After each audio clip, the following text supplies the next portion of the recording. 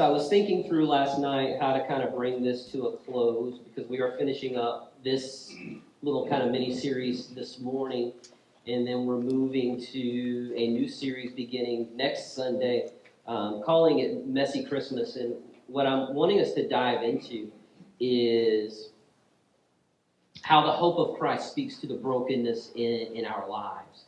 And I want to do that by going back and looking at the Christmas story and looking at some aspects to it that sometimes we just kind of rush past without, or at least I have in the past, without giving a whole lot of thought to. We love talking about Mary's faithfulness and accepting the mission that God had for her, but can you imagine what it was like for a young woman in her age to be mysteriously pregnant? And then the explanation is, this is the Son of God. Like, nobody is going to believe that. What happened to Joseph in his business when he decided to marry her anyway, following God's path for him? And again, the explanation is, it's not my child. She wasn't unfaithful. Like, this is the child of God. Or living in a time where you're under Roman rule, and just all those different things that happen in that story. Sometimes I feel like we just hit those little details. We run past them to get to the birth of the Savior, which is the point of the story. But the other point of the story is that he speaks to and ministers to and heals us in our brokenness. And we see that reflected in the story. And so we're going to take some of those bits and pieces of the Christmas story and talk about that over the next few weeks. So that begins next week.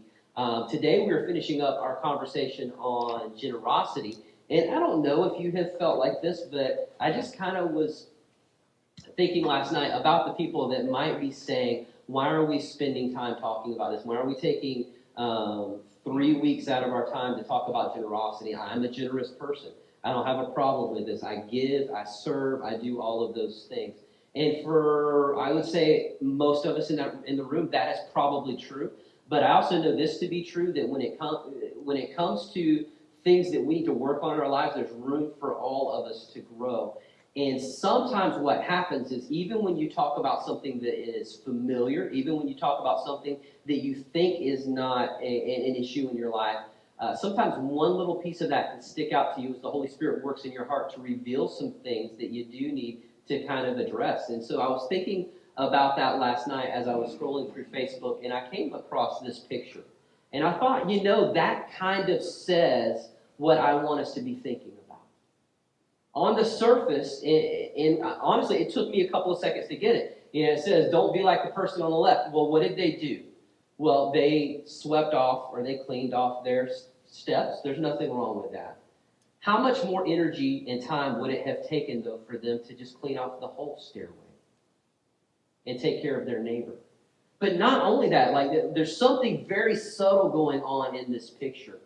And if you don't really think about it, you might miss it. But actually what they have done is not just cleaned off their side, but they pushed their snow to their neighbor's side. So it's not only are they just looking out for themselves, they actually created more work for their neighbor by just kind of pushing it over there. And they're trying to just very carefully kind of walk the fence, so to speak, by just piling their snow up in between the two, kind of like, I didn't do anything wrong. This isn't that bad. And sadly, I think that speaks to the heart condition of most of us. If you remember when we started this journey, we defined generosity. And generosity isn't about a number that we give, whether it be time or money. It's not about how much we serve. It's about the attitude behind the way we do that. And generosity, as we saw, is about doing more than is expected, more than is needed. It's exceeding the minimum. It's I do more than is actually called on of me, and that's generosity. Generosity is not just taking care of the bare minimum, as in that picture, it would be cleaning off the whole step. Generosity is not just saying we hire a staff member and we give them a good salary. It's we hire them, we give them a good salary. We actually pay them more than anybody else around would. Generosity is not just that I give 15% as a tip on a large bill at a steakhouse. Generosity is I go above and beyond that because either they gave me really, really good service, or maybe they gave me lousy service, but we got to talking and I understand some things that are going on in this person's life. And so I just want to financially bless them and be generous. That's why this is an uncomfortable conversation for us, because we have to be willing to confront some things in our lives and to understand where our hearts are. And that's why, for me, this is so important for us as a church at this point in our history. Because you see, if our hearts are right, then I don't have to tell you step by step, point by point, what it looks like to be generous. I don't have to go to our deacons and say, we need to do this benevolence need as an act of generosity. If their hearts are in the right place, they're coming to me saying, how can we meet this need? I don't have to go to you again and again and again and say there are these huge needs in our community. There are these huge needs in our church, and I need you to step up financially. I need you to step up with service. What happens is that we just automatically do some things because our hearts are in the right place. That's the picture of the person that doesn't, I'm going to get some of you. Okay, that's not the person that sits there and just complains about the child or the baby that's making some noise and moving around. Generosity would be the person that would go to the mom and say, if you will allow me, I will take them to the nursery and I will sit with them. It's not my week. I'm not in the rotation, but I will do that to serve you because it's above and beyond what's expected. That I will open the door and I will greet and I will hand out a bulletin. I'm not even a greeter or an usher. That I will not just point you down the hall to where the class is. I'll take you there. I won't do the dishes because mom or wife told me to. Or guys, because I expect something later tonight. I will do the dishes because I love her and she has worked hard today and I want to serve her. Our problem sometimes when we get into these conversations is that we begin to say, how much is this going to cost me? How much is this going to hurt my checkbook or my bank account? When the issue is really, how much here needs to change so that I can be the man or the woman God's called me to be, so I can be a blessing in this community. And so as I told you early on, although there might be some tense times in this whole deal, and there might be some times that you feel a little guilty, you feel a little shameful, you feel a little bit under pressure, just recognize that hopefully is the Holy Spirit working in your heart, and He's showing you and He's showing me some things we need to address. Believe me, all week long I'm wrestling with these things as I'm getting ready to present this to you, and I have as much to work on as you do. And if we embrace that together, then we can be a church that's known as a generous church, like a church we're going to read out about in a couple of minutes. Actually, let's do it now. Go with me if you would. 2 Corinthians chapter 8. Paul's writing to the Corinthians about raising money for the church in Jerusalem. We'll get a little bit more to that in a moment. But I want you to notice as we're going through this, these churches from Macedonia that he's mentioning, because that's the example I want us to follow. I want it to be said of us what is said of them. If someone were to say, what do you know about First Baptist? What do you know about that church down on the corner with the green roof or the playground? Those are the things, by the way, people know us by for some reason. So if they're referencing us that way and the next statement is this, then we are on the right track. 2 Corinthians chapter 8. He says, and now, brothers, we want you to know about the grace that God has given to the Macedonian churches. Out of the most severe trial, their overflowing joy and their extreme poverty have welled up in rich generosity. For I testify that they gave as much as they were able and even beyond their ability, entirely on their own. They urgently pleaded with us for the privilege of sharing in this service to the saints. And they did not do it as we expected, but they gave themselves first to the Lord and then to us in keeping with God's will. Amazing words. That is the goal for us. Before we get into that, so we can understand where they're coming from, let's talk a little bit about the need. So if you were here at the beginning of the year, you'll remember going through the book of Acts together. And one of the things that we saw, and it pops up over and over again in the book of Acts, is that when people had needs in the early church would come around them and would meet that need from their own personal resources. And so you see in Acts chapter 2 where they're selling land and they're selling homes and they're giving those things to people so they can meet needs. You go to Acts chapter 4 or 5, and what you get to there is that wealthy people are selling and giving away large things, and they're not even at this point going directly to the person that has the need. They're actually coming to the apostles and saying, I trust you with this. Take this and go meet needs. And then it says there were no needs among them because they were taking care of each other. But eventually things began to get tight. A famine comes into the area. And the church worked and worked and worked to meet those needs. But in the midst of meeting those needs, they were also supporting the apostles as they went out and did the work that God called them to do. They were also active in different ways in these church planting efforts that Paul and others were a part of. And so that church in Jerusalem eventually just began to run out of resources. And now they're in a time of need. And so if you trace through Paul's letters, one of the things that you're going to see a lot of is that Paul's going to reference that need of the church in Jerusalem, and then he's going to say, we should do something about this. This should pull at our heartstrings. We need to recognize that those people have blessed us, that God has used them to equip us so that we could be where we are. And so we can't just go on and ignore them like nothing's happened. We need to reach back to them and help them. Last week we looked at 1 John chapter 3, where he wrote this: if anyone has material possessions and sees his brother or sister in need and has no pity on them, how can the love of God be in that person? I mean, that's the challenge. Paul's saying we know their need.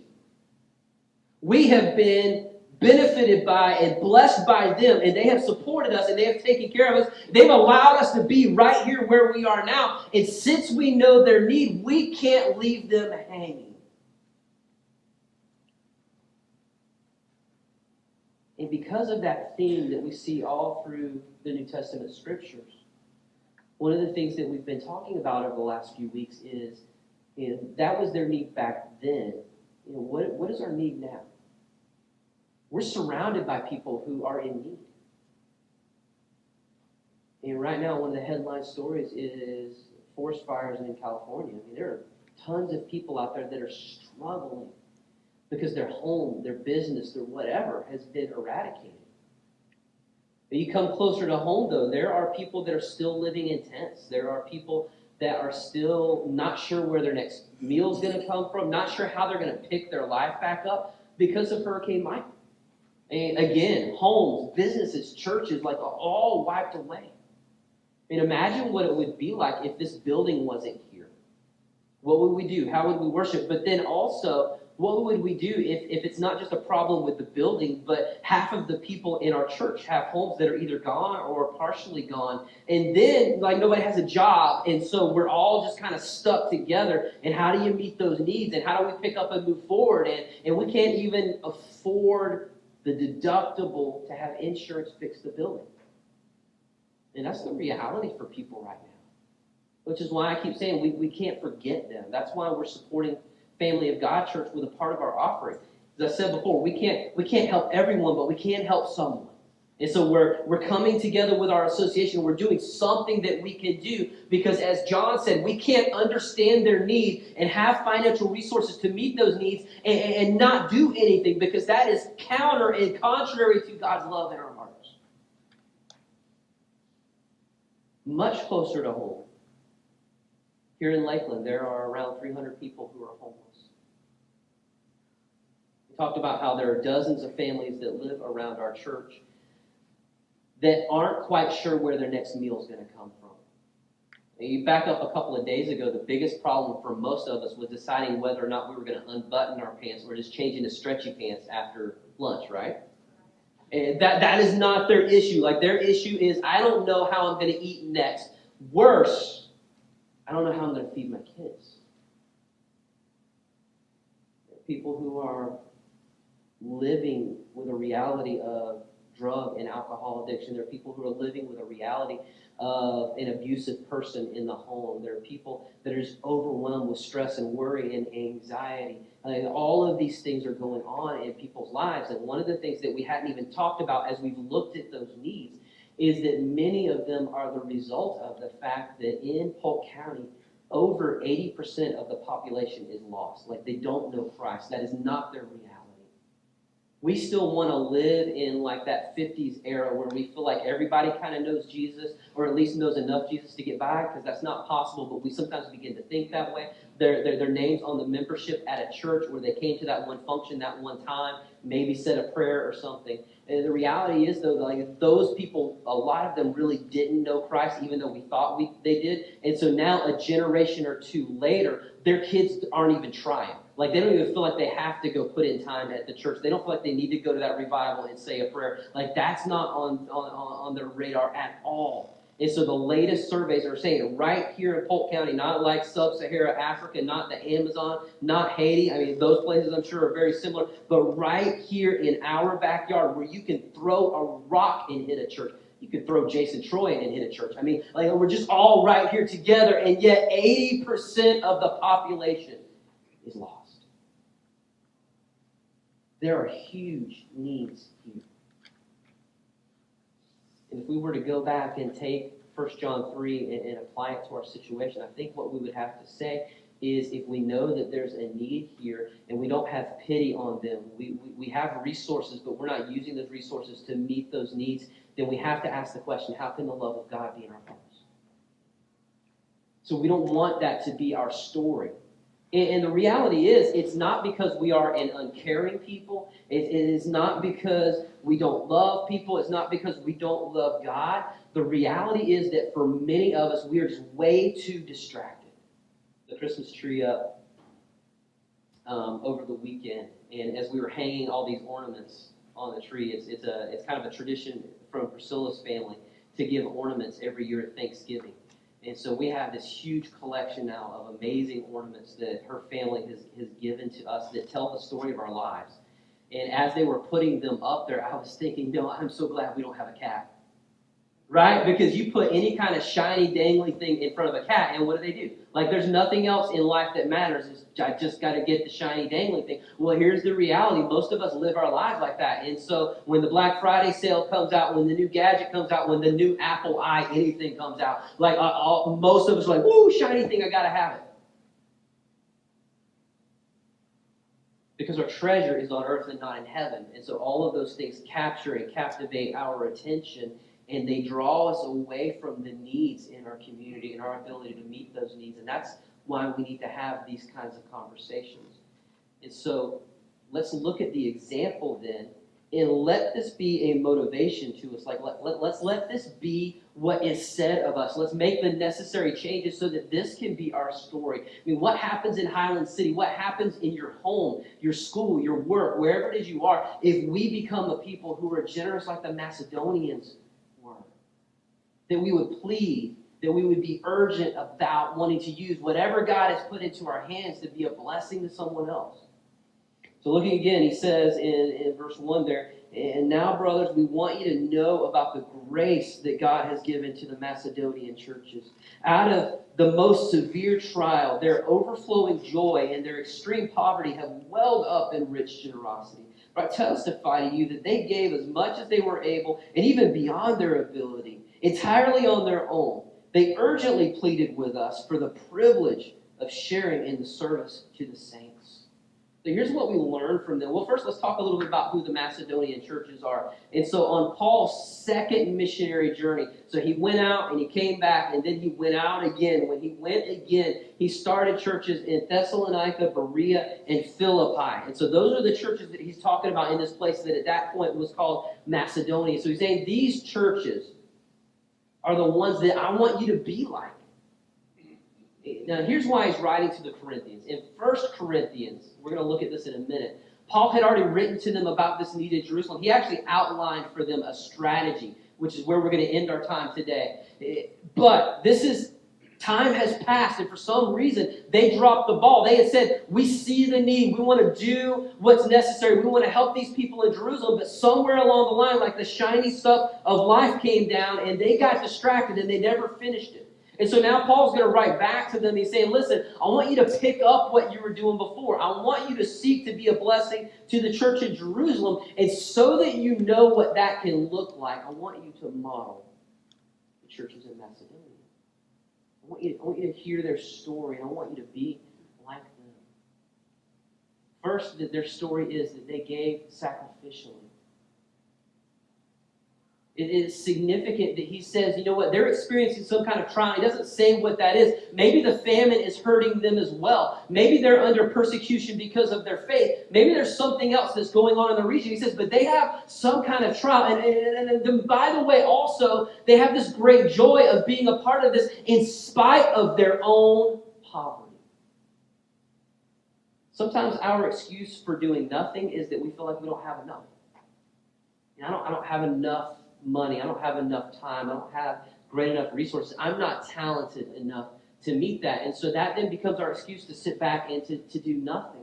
These people, though, Paul says, I want you to be like them because they didn't have to be rich to do something. He doesn't say how much they gave, but he said they planned and what they could do comfortable, and then they exceeded that out of their poverty.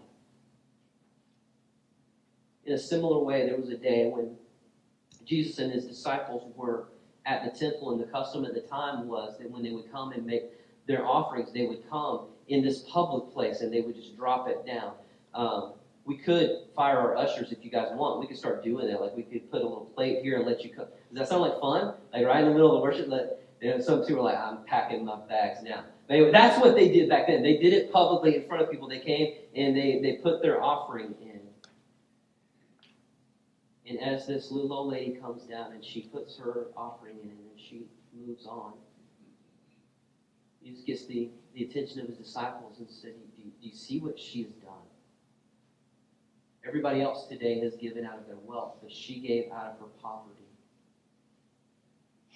The little she had, all she had to live on is actually what she gave. Like everything, her last penny, she put in that plate, as little as it was, she wanted it all to be used for God's glory.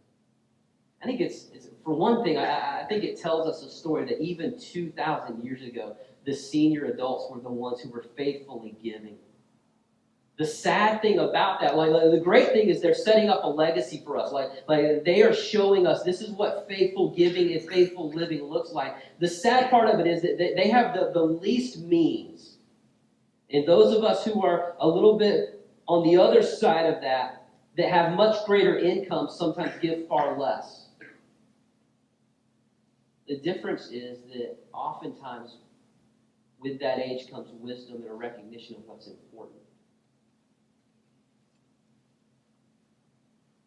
The example the Macedonians set was that they gave out of their need, they gave out of their poverty, so they gave sacrificially. He says they sat down and they planned what they could give, and then they gave above and beyond that. But not only was it sacrificial, it was willing. Did you catch that? He says they urgently pleaded with us because they wanted to be a part of what they considered a privilege, not a burden.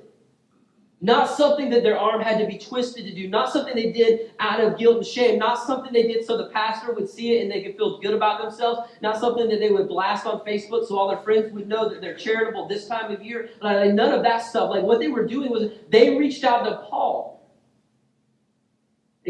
Let that sink in for a minute. Paul's writing to a church that had agreed to do something and didn't follow through. And the example he's using is a church that he didn't have to go through. He said, they came to me. They pleaded with me because they wanted to be a part of what they considered a privilege and a service to these people. As the love of God welled up in them. The very next chapter 9 and verse 14, he says, out of the surpassing grace that God has shown them, they wanted to do something. It was sacrificial, it was willing, and it was possible because they gave themselves first to God. And that's the part I'd really like you to think about this morning. Like before you get to, and I'm going to challenge you in some areas as we close out that have to do with money, that have to do with your time. You use that horrible B-word budget. But that's later, so relax for a second. But I want you to think about this. The heart of what enabled the Macedonian churches to accomplish what they did was that they gave themselves first to God. If you remember week 1, we said that all of this is only possible when we have our treasures stored in heaven. When we have chosen to follow Christ and when He is Lord, as we sang earlier, when we build our life on Him and on His Word, like He becomes the center of our lives and the most important thing in our lives and the greatest priority in life, it's then and only then that we're able to do these kinds of things. Paul wrote about it this way in verse 5. He said, They did not do as we expected, but they first gave themselves to the Lord, and then, in keeping with God's will, they gave themselves to us. Like, where is your heart today? What is the most important thing to you? What is the greatest priority in your life? Who is your master? Who are you serving? Who are you following? Because the reality is we all have a God. We all have an idol. We all have something or someone that we're pursuing. For some, it is the one true God, and that's awesome. We get to Him through our faith in Christ, and that's the way it should be. But for many of us, even as sincere believers, we still battle to not put our spouse or our kids or our bank account or our retirement or the big screen TV or the SUV or comfort or whatever. We struggle with not putting those things first because they all fight for our attention. Macedonians were able to put everything in its right perspective because right up here was their relationship with Christ. Because they understood what it was that He did for them. We've talked about this so many times before, but one of the biggest mistakes that we make in any aspect of our faith is we do things because we have to. I have to come to church. I have to read my Bible. I have to pray. I have to give. I have to serve. And so we make it kind of like this drudgery. We make it this hard thing because we feel like we have to, instead of just taking a moment to step back and to really understand the greatness and the depth of God's love. That He would pursue us, that He would value us, that He would sacrifice His best for us. And I truly believe that if we would stop doing things out of having to, if we would just truly understand who He is and draw in close to Him, then it almost automatically changes that focus from have to get to. What happens to our attitude if we start saying, I get to go to church, I get to read my Bible, I get to pray, and the God of the universe, within the voices of 7 billion people, hears mine. I get to enjoy the fellowship of family in God and my biological family. I get to have the Holy Spirit living within me. I get to have gifts and abilities that I can turn back and use for His honor and His glory. When they saw Him and prioritized Him first, then all of that flowed out of that relationship. It's kind of like what Mary did in John chapter 12. Remember, we talked about this not too terribly long ago. In John 11, her brother Lazarus died, and then Jesus came and He raised him from the dead. In John chapter 12, we see Jesus now, and He's at this dinner party that's probably thrown in His honor. He would have been the center of attention.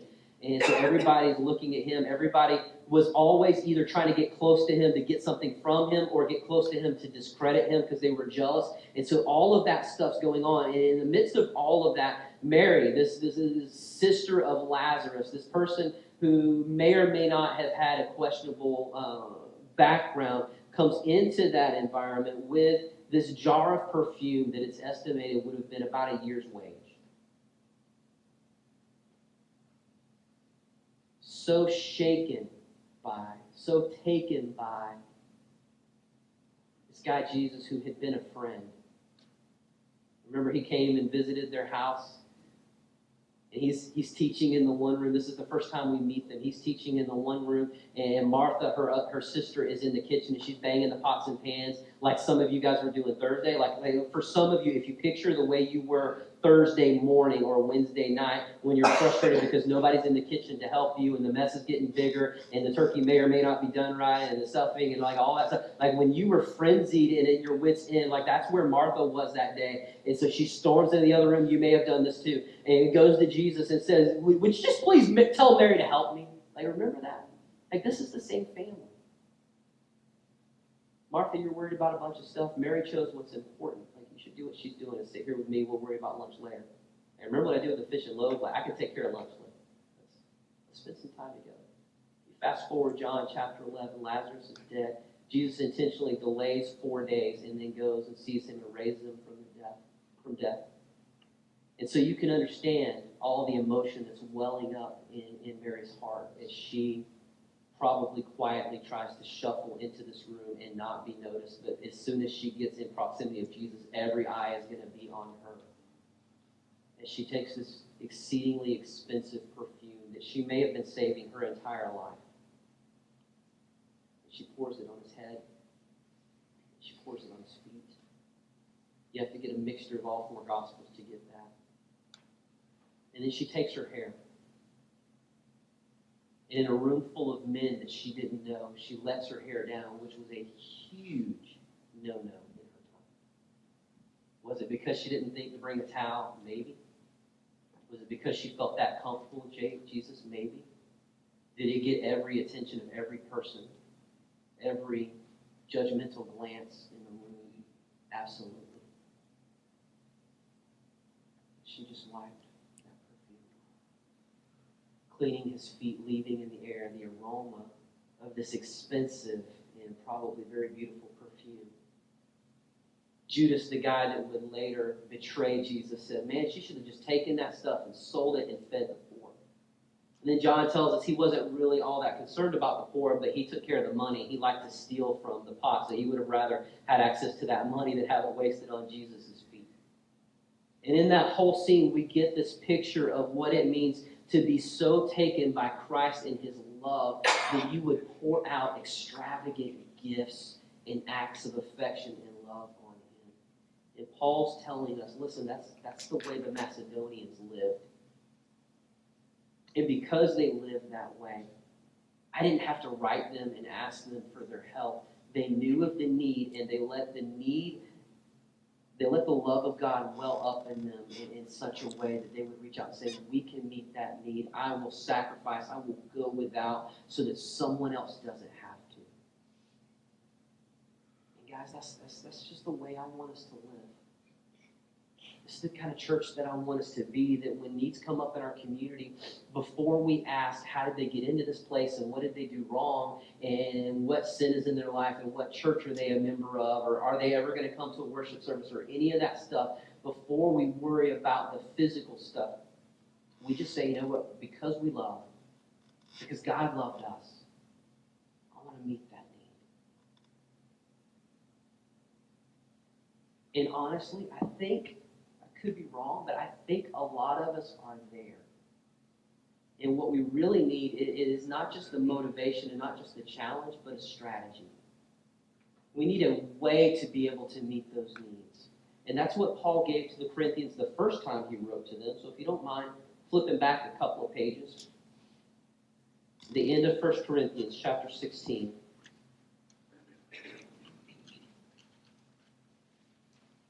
He gave them a really simple strategy that I think we can learn from today. Because the reality is, having a desire without the means to accomplish that desire does us no good. And so I don't need a bunch of motivated people that have no idea what to do. I don't need a bunch of loving and caring people that aren't moving in the same direction. We've got to have a strategy. If we're going to be effective in this community, we've got to have a way. We've got to come together and be moving in the same direction so that we can accomplish some things. And that's what Paul just asked the Corinthian church to do. 1 Corinthians chapter 16, he says, now about the collection for God's people. So it's the church in Jerusalem. About this collection, do what I told the Galatians to do. On the first day of every week, each one of you should set aside a sum of money in keeping with his income, saving it up so that when I come, no collections have to be made. Super simple. Like, you've been moved, you know about the need, you said you wanted to be a part of this, so just every week set some money aside, because you guys, I know you're not wealthy, I know you can't write a large check, but what you can do is strategically over time, you can set some money aside so that when I come, I'm not begging for it, I'm not asking for it, we're not strategizing, we're not hiring somebody to do a capital campaign. Like, you've already done the work, it's there, we can get it, we can praise God, and we can go help somebody. And we can live that way. And so the first part for a lot of us is that we need to look at how we spend our money and how we spend our time and determine if we need to make some adjustments. For some, maybe it's just never been on your radar to budget in giving. I honestly had never heard of it until I taught a class at a church I was at before. We taught a class on stewardship. And when it came to the budgeting time, it had all the typical stuff like your house payment, your car payment, all those things were all in there. And then a part of it was to ask people to strategically think about what can you set aside on a regular basis so that when a need pops up, you've got the money to meet it. I mean, how awesome would it be if you strategically did that all year? And so then you're not stressing about having the money available. You're just waiting for God to present to you the opportunity. Can't be there yet because we've made maybe some bad decisions in the past. And so where we are right now is that like we make this much money and our bills are like right there, or maybe they're like right there. And so you're just barely getting by. So maybe you can't budget $10 or $15 a month or whatever to give away. So what can you do? You can look at where you are now and you can be strategic about paying things off and making better choices and setting a more workable budget. So that maybe 2 years from now, maybe 5 years from now, now you've got some disposable income to work with. So that when the Christmas offering comes up, that you're not stressing about it. When that family member comes by and says, I need some help, I'm not going to be able to pay my bills, you've got the resources right there at hand to help them. For some, maybe you've got that. Maybe you've done that for a long time, and that's old news to you. But you are so booked up in your schedule that if you cough twice, you're off schedule. I mean, you've got the kids stuff and the grandkids stuff, and you've got work, and you've got going off on the weekend, and you've got your church activities, and every moment of every day is budgeted. And so the last thing you have time for is someone else to have an emergency, which, by the way, emergencies never happen at convenient times. It's part of why we call them emergencies. I've never once had someone be like, hey, 8:30 tomorrow morning, I'm going to have a heart attack and have to go to the hospital. Could you be there? It doesn't happen. It's at the worst possible time. You sit down to dinner. You lay down in bed. Or you've been there for 6 hours. And then people decide to have their emergencies and call you. And you can't schedule those things in. But as we talked about last week, what we can do, what we all can get better at, is building some margin into our schedules so that when something unexpected comes up, you have room to shift other things around. And if we live that way with our money and we live that way with our time, then we actually take a part of the stress away so that when God presents us with emergencies, which in another light we could look at as opportunities to bless, then we can actually step in and do that. But we've got to be conscious of the need. We've got to have the heart desire to do something about it. And then we've got to work on the strategies of budgeting your money, budgeting your time, working at it consistently over time, recognizing you don't have to eat that elephant all in one bite. You do it in little tiny bites until you get the job done. You make it a lifestyle. Some of you guys know that last Sunday was a super busy but fun time for our family as we got together at 3 o'clock in the afternoon and celebrated my grandmother's 100th birthday. Her birthday is actually this next week, but that was the time when everybody could get together. So on Sunday at 3, about 150 people got together to celebrate Granny's 100th.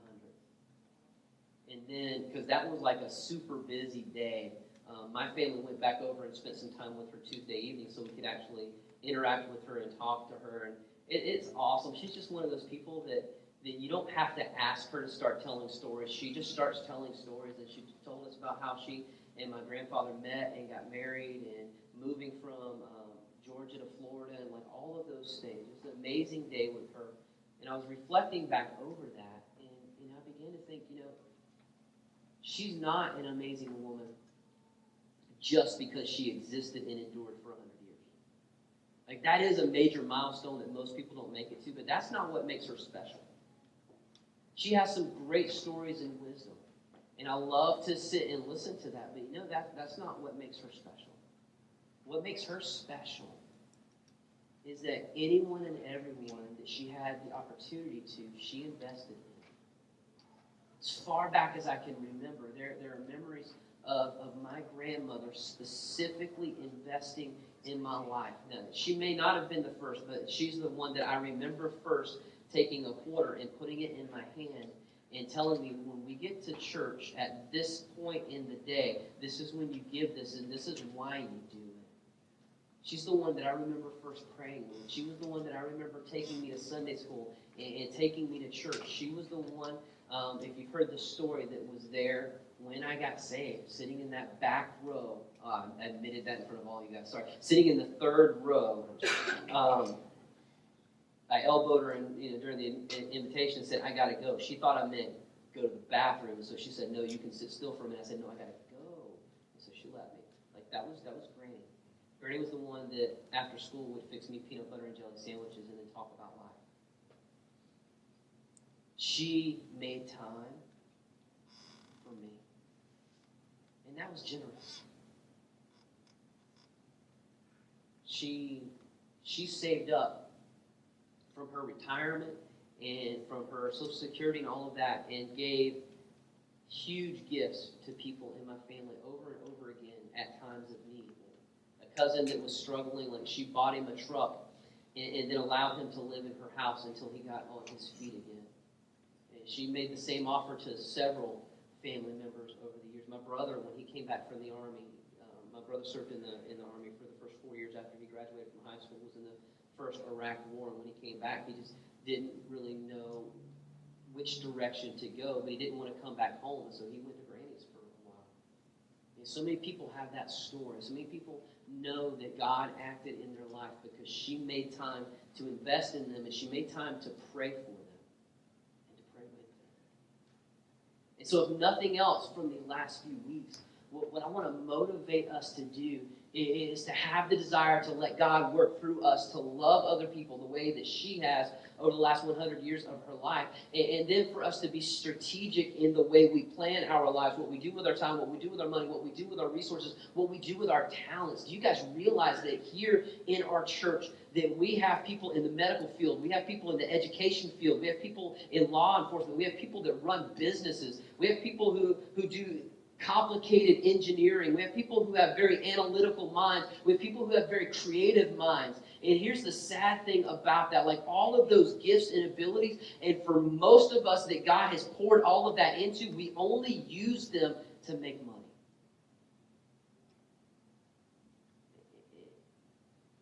And as that's going on, there are kids in this community that might listen about Christ if we tutored them with their math. There are families in this community that might listen about Christ if we stepped into their lives and we mentored them in their marriage and helped them to learn how to communicate and work together instead of against each other. There might be some people that would listen about Christ if we could feed them and stop their belly from grumbling for just a few minutes. The huge need is there. Desire, hopefully, is there. Will you put a strategy in place in your life so you can be there for someone when they most need you? Mountain climbers will often tie themselves to each other as they are ascending. It gives them stability. It helps them to not go off course when the snow comes or when it's dark or windy or the incline is so great that you can only kind of see the feet of the person in front of you. Or maybe they go over a ledge and you don't see what you've got a rope to hold on to that kind of pulls you in the right direction, that holds you on course, that lets you know that you're not alone. The challenge I have for you is simply, like, are you willing to rearrange some things in your life so you can hold the rope for someone else? Like someone is going to experience an emergency. Someone is going to struggle financially. Someone is going to lose their job or lose their spouse. Someone's going to have their relationship that's going to fall apart. Someone's going to have some really good things happen to them. They're going to get a promotion. They're going to finally get that job they want, but they're not going to quite have the wisdom or the discernment to know exactly which way to go. And right here in this room, God has brought together dozens of people that He's poured into all along your life so that you and I can be there in those places for those people to shine His love, to hold the rope. If we will just simply be willing to allow His love to well up within our hearts so we can do it. Will you hold the ropes for somebody today? Let's pray. Father, we thank You for the way that You have challenged us and encouraged us over these last few weeks. And Father, I pray that that we would leave here today encouraged, thinking about what it is that we could potentially do together. That we would be encouraged by the resource that you've placed into our hands and the ability that you've given us to use those resources for your honor and for your glory, and to just be at the right place at the right time to give someone encouragement, to give someone strength, to give someone hope, and through all of that to point them to you. God, I pray that over these next few moments that you would help us to be real with ourselves. Maybe even going on after the service, that there would be people that would sit down with their calendar, that there would be people that would sit down with their checkbook and just begin to look at how they can work things a little bit differently to be a blessing for you and your kingdom. Father, help us to not withhold.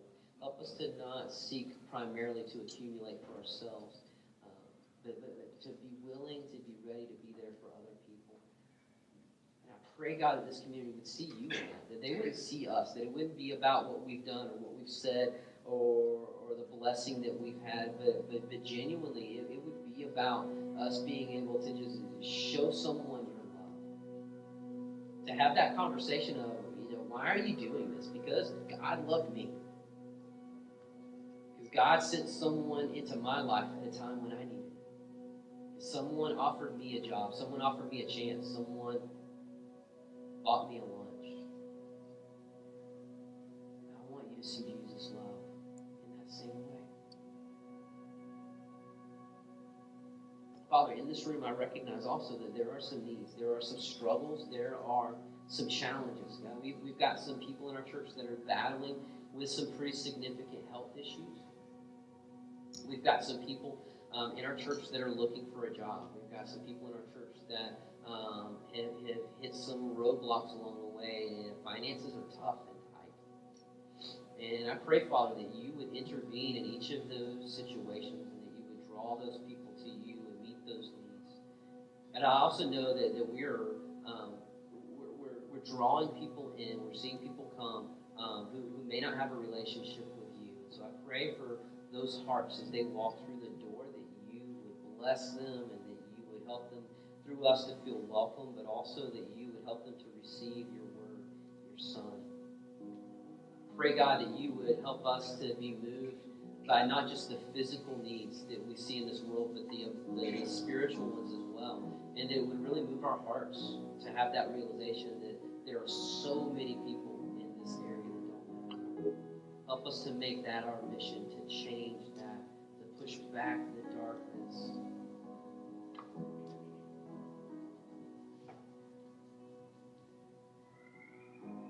I pray, Father, that would all come as we just make this song of prayer. Here's my heart.